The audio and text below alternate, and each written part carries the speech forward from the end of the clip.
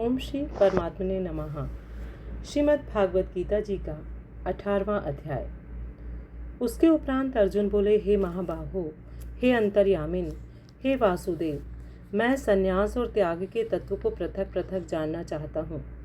इस प्रकार अर्जुन के पूछने पर श्री कृष्ण भगवान बोले, हे अर्जुन, कितने ही पंडित जन तो काम्य कर्मों के त्याग को संन्यास जानते हैं और कितने ही विचार कुशल पुरुष सब कर्मों के फल के त्याग को त्याग कहते हैं, तथा कई एक विद्वान ऐसे कहते हैं कि कर्म सभी दोषयुक्त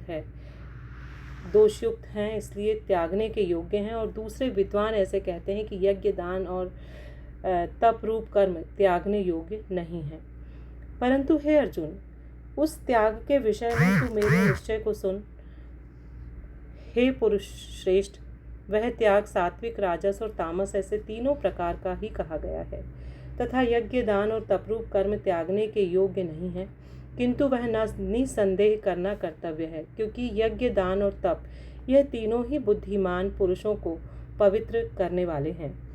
इसलिए हे पार्थ, यह यज्ञ दान और तपरूप कर्म तथा और भी संपूर्ण श्रेष्ठ कर्म आसक्ति को और फलों को त्याग कर अवश्य करने चाहिए, ऐसा मेरा निश्चय को किया हुआ उत्तम मत है।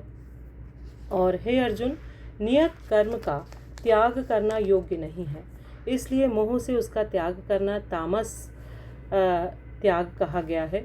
यदि कोई मनुष्य जो कुछ कर्म है वह सब ही दुख रूप है ऐसे समझकर शारीरिक क्लेश के भय से कर्मों का त्याग कर दे, तो वह पुरुष उस राजस त्याग को करके भी त्याग के फल को प्राप्त नहीं होता है, अर्थात उसका वह त्याग करना व्यर्थ ही होता है। हे अर्जुन, करना कर्तव्य है ऐसे समझकर ही जो शास्त्र विधि से नियत किया हुआ कर्तव्य